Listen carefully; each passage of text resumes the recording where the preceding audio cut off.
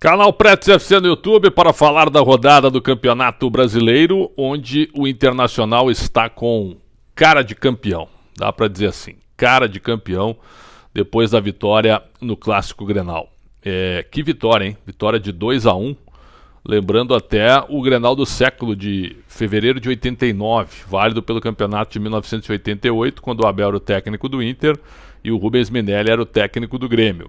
E aí o Grêmio, com um jogador a mais durante o primeiro tempo, abriu o placar 1-0, mas o Inter depois virou no segundo tempo com 2 gols do Nilson. Claro que o jogo deste final de semana não teve a mesma emoção da época, mas o simbolismo é interessante, porque a vitória do Inter no Grenal foi gigantesca por alguns fatores. Primeiro, dando a liderança para o Internacional, abrindo 4 pontos de vantagem em cima do São Paulo.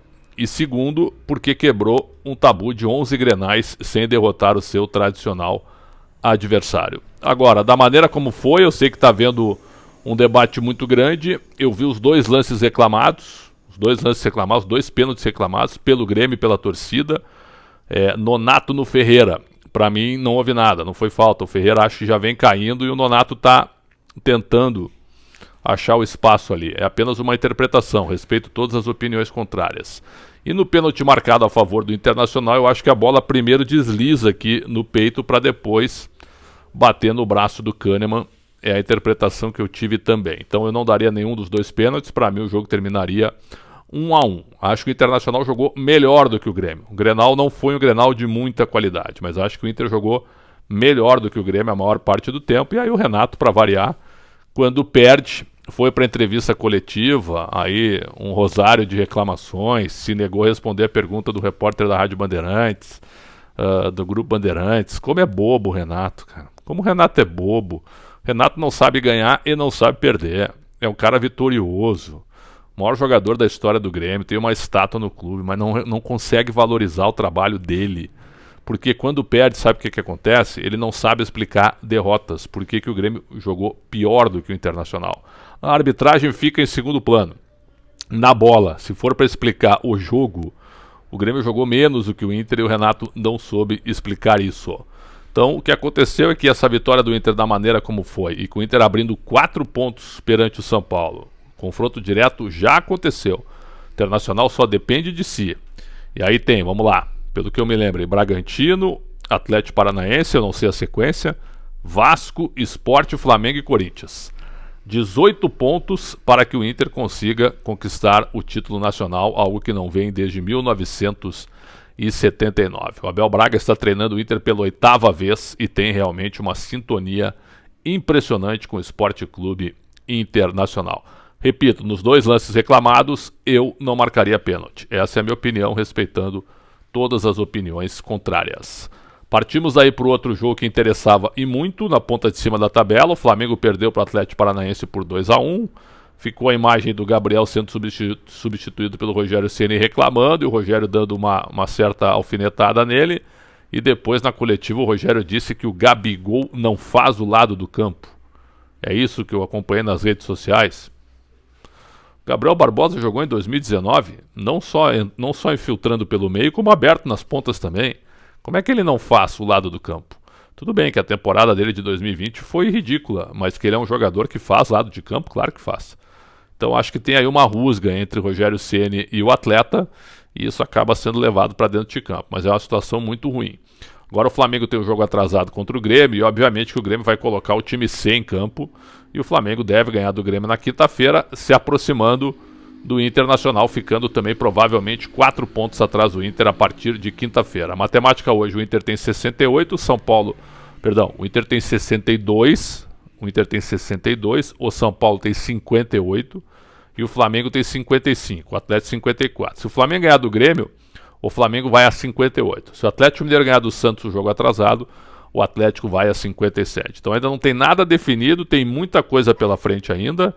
E muita coisa pode acontecer, eu imagino. Então, o Internacional é que vem numa sequência espetacular para uma reta final com 8 vitórias consecutivas, algo que ninguém imaginava. O Galo conseguiu perder para o Vasco da Gama, o Johan perdeu o primeiro pênalti, o pênalti que poderia abrir o placar, chutou na trave, depois o Vasco chegou a 3-0 até de uma maneira natural, e aí o jogo terminou 3-2, se tivesse mais 5 minutos, talvez o Atlético Mineiro até empatasse pela qualidade do seu time, do seu treinador e porque o Vasco também cansou. Mas que esse tipo de jogo o Atlético não poderia perder, não poderia.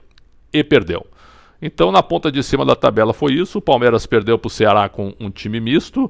Mais uma vez o Palmeiras foi prejudicado pela arbitragem. O Ceará teve um pênalti a seu favor que não aconteceu. E o árbitro Braulio Machado não costuma consultar o VAR. Ele apita e fica por isso mesmo. Ele mata no peito. A decisão é minha.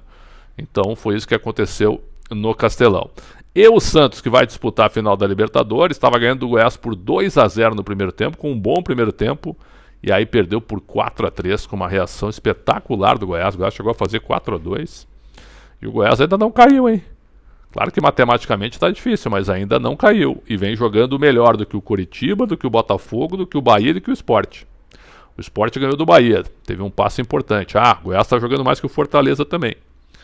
Então é o seguinte, a vitória do Vasco foi importantíssima. Na zona de baixo estão Bahia, Goiás, Coritiba e Botafogo. Botafogo caiu já para mim é ponto passivo. Perdeu para o Fluminense, talvez num dos piores clássicos da história entre os dois times, mesmo que o Fluminense tenha vencido por 2-0. Então, na ponta de cima da tabela, o Corinthians sim que pode crescer, tem jogos contra Bragantino e Bahia.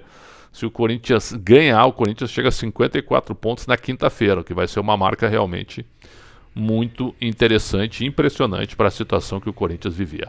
Mas vamos aguardar. Foi uma rodada realmente onde o Inter foi o grande beneficiado em termos de classificação, em termos de pontuação e vendo seus adversários realmente tropeçarem. E o São Paulo empatou com o Coritiba, já falei sobre isso, mas o São Paulo perdeu uma grande chance de vencer.